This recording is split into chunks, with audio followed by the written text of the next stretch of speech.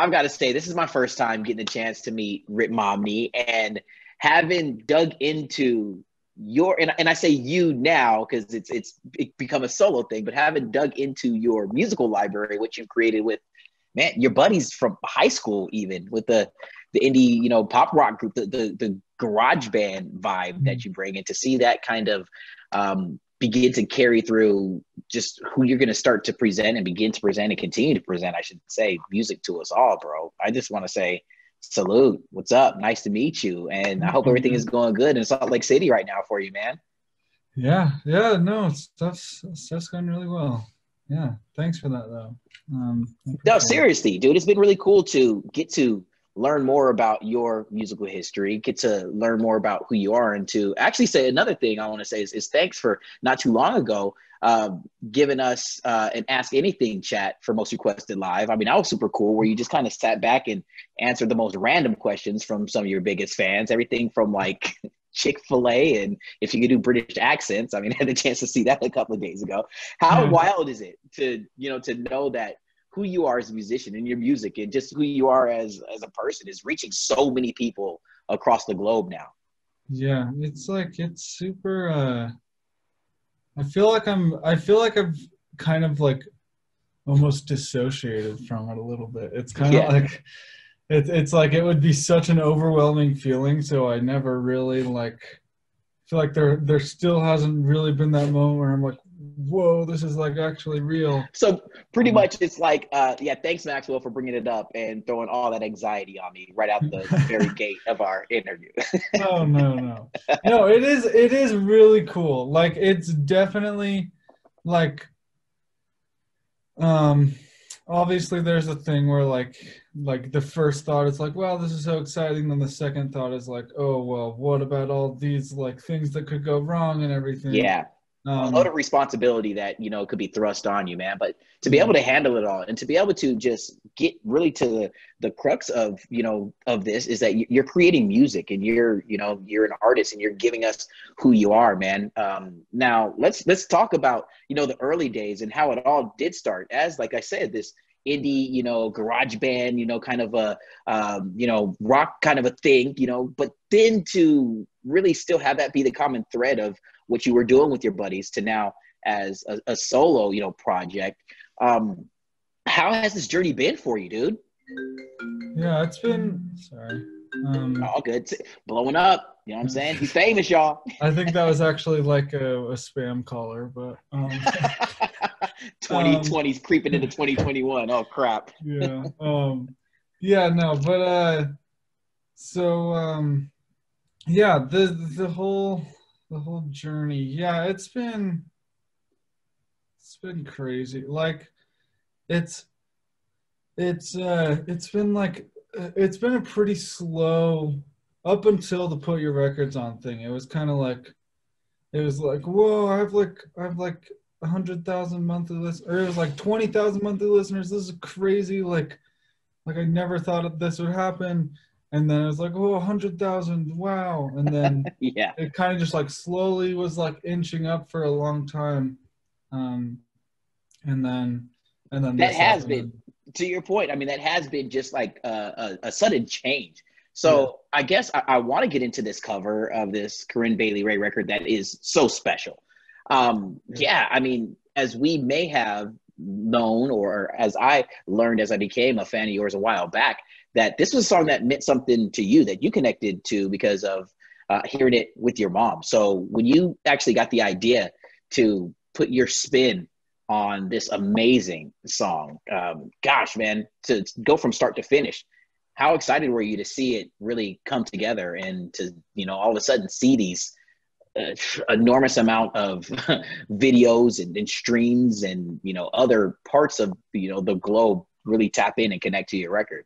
Yeah, I mean, like, it was like, obviously it was unexpected. Like, you can never really expect something like that. Like, I really kind of, I wanted to do a cover because it was like a lot of my other music has like a lot of this emotional weight on it and stuff.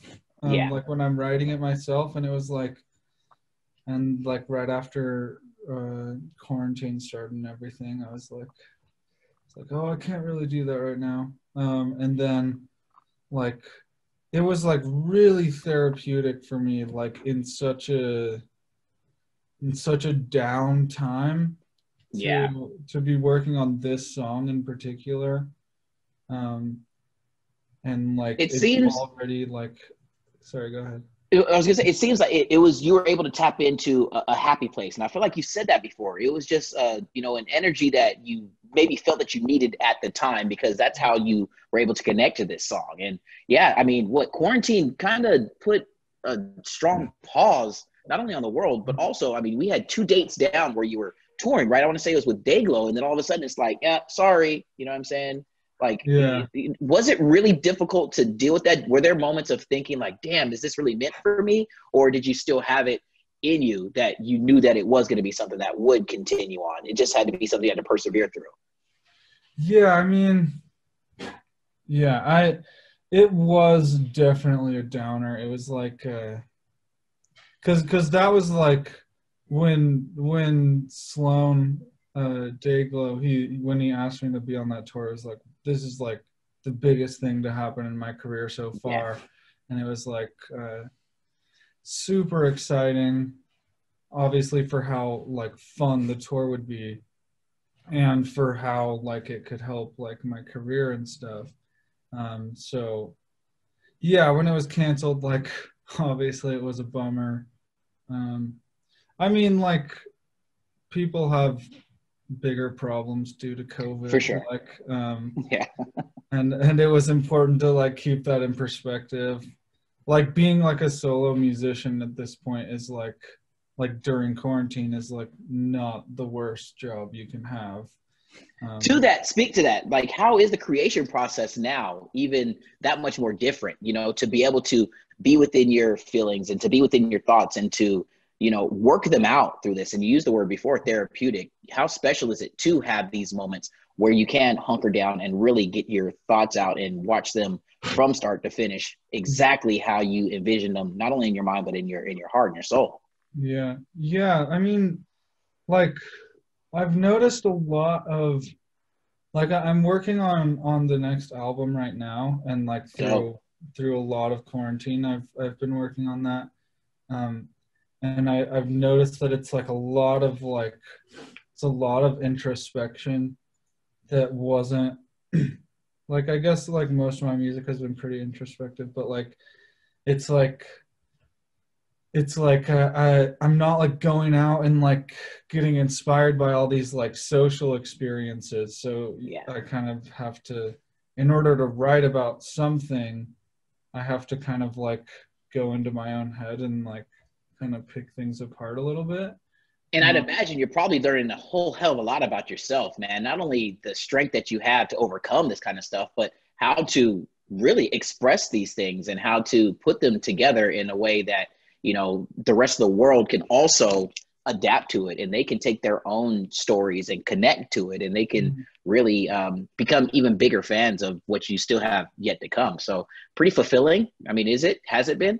yeah, yeah. I mean, it's yeah. I feel like I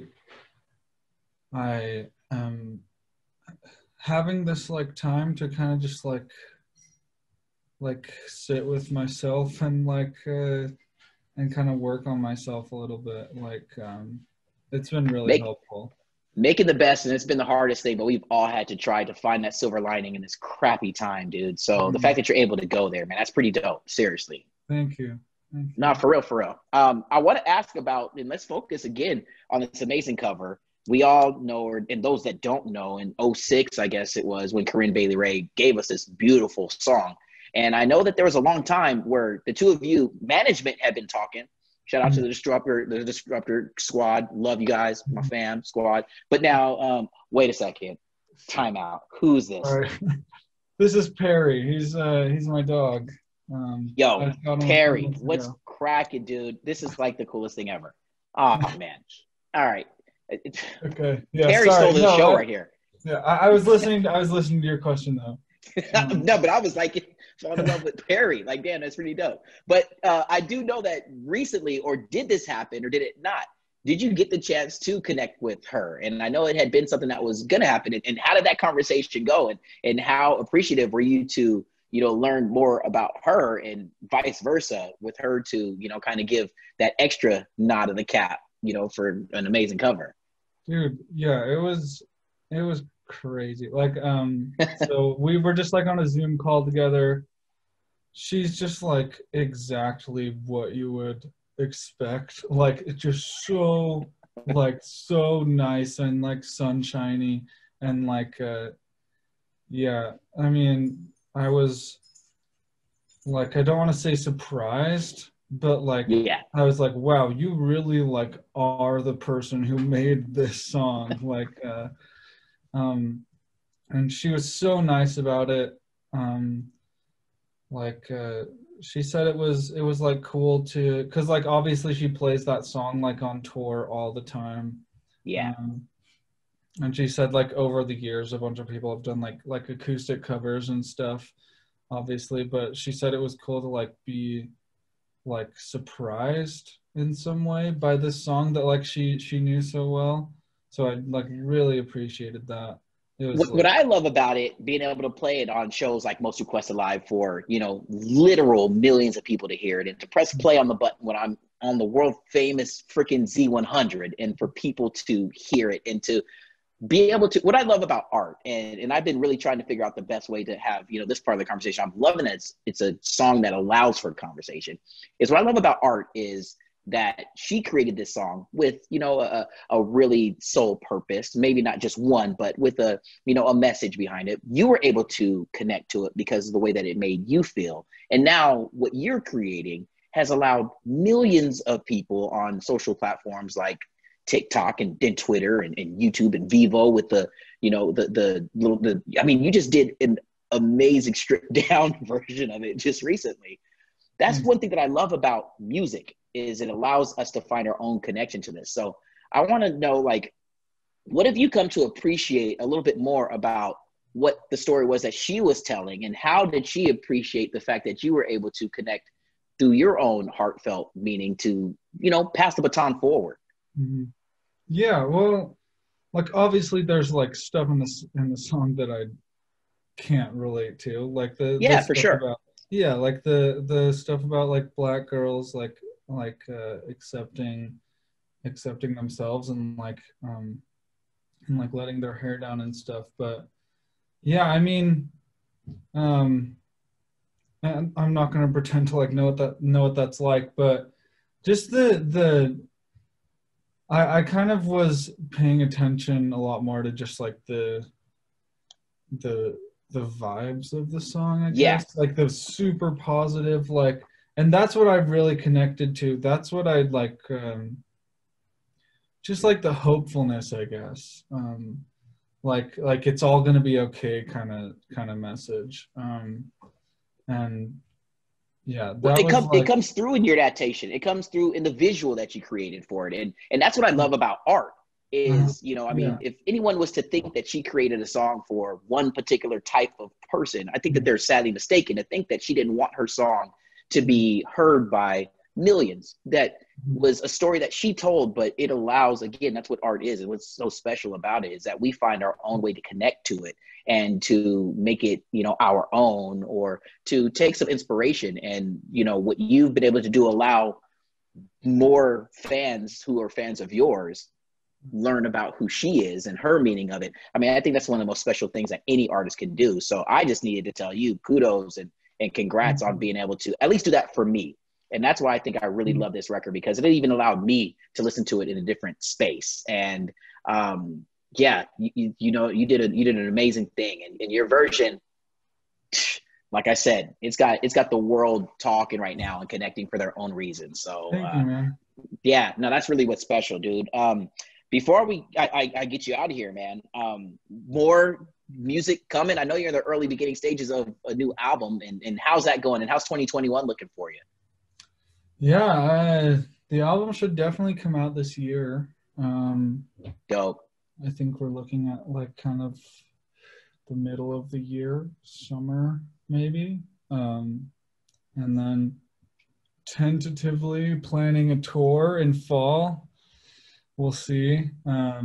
Wear your masks, people. You know what I'm saying? Yeah, Social distance. Do the stuff so we can get there. If you got to get that shot in your shoulder, do it. yeah, dude. You know what I'm saying? Not just for us, but for Perry also. You know what I'm saying? Yeah, I Like, know. Come on, like he needs to go outside more. He needs some more adventures. Um, yeah, but yeah, I mean, I'm really excited. Obviously, it's a super cool opportunity I have. Like obviously, there's the anxiety of like, oh, maybe these people who like the cover won't like my new music as much as they like the cover, and but like, no matter what, it is really cool to have all these people that are gonna at least listen to the new stuff once, even if they turn it off after that. But like, yeah, I'm really excited. I'm willing to bet that there are going to be a lot more, fans that are going to, follow soon and that are going to truly, like I said, really understand and appreciate your vision for the direction that your music is going in and who you are as an artist, dude. I mean, it's Thank just you. like, it's special what you even do to step out on stage, to put pen to paper, to create these songs and putting yourself out there. So, yeah, man, I'm just asking if you make a little run, you know what I'm saying, throughout the East Coast here, somehow I can get on a list. Even if I got Definitely. to buy tickets, you know what I'm saying, let me know if I get the early access code. So when they sell out, I can at least have No, my place already set. You see what I'm no, saying? no, you're already on the list. That's what I like to hear, man. One last question as we wrap things up. You're on the world famous Z100, and I like to end pretty much every conversation with one question and one question only. And all I ask is that you keep it 100. All right? We're on the world famous Z100. Keep it 100. Ritt Momney, Salt Lake City, Utah. I need to know, what is a stereotype about Utah that you are sick and tired of hearing and you wish would just disappear from the planet? Okay, that's a great question. You know what? I think a stereotype about a stereotype about Salt Lake City is that because the stereotype of Mormons in Utah, um, like everybody from Utah is a Mormon, which in a lot of ways is mostly true. But like Salt Lake City is like actually like a pretty um, it's like a smaller It's Denver in a lot of it's ways. a It's it's like a real ass city. Like, don't get it yeah, twisted.